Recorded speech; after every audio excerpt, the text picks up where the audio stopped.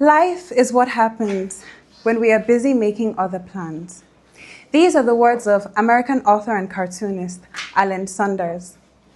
And before I begin, I would like us to ask ourselves something. What is that thing in your life that you've been constantly putting off? What is that thing in your life that you have been postponing? Is it taking that trip? Making memories with your loved ones? Is it calling your parents? Or simply allowing yourself to be happy?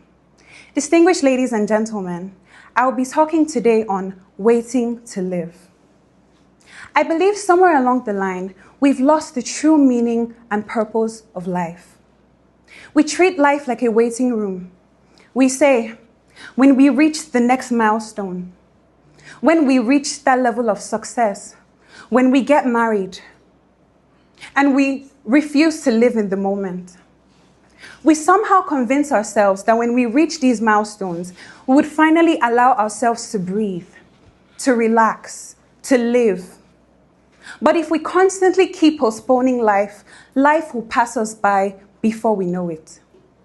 We believe life is just a bunch of highlights and milestones, but life is in the mundane and repetitive days. The days that you quickly wish away because they are boring. The random Tuesday or Friday nights with your friends and family. That is life.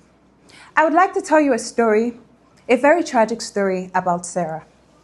Now, Sarah was a wonderful woman who had a family. And to Sarah, she was overweight and unattractive. Sarah refused to appear in any family pictures or videos because she felt she was fat. She would tell herself and her children, when I lose the weight, I'll join in the pictures. Sarah never lost the weight. Sarah passed away before she could make any memories with her family. One of the greatest regrets of her family was, I wish we had more pictures with our mother. I wish she loved herself and decided to live in the moment. And now I'm not saying that you shouldn't plan for the future. No.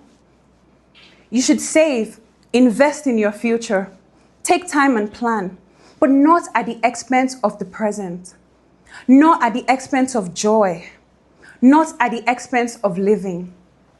To end, I would like to ask you this. What if the life that you've been waiting for has already begun? Would you ask yourself, at the end of life, were you truly living or were you waiting to live? Thank you.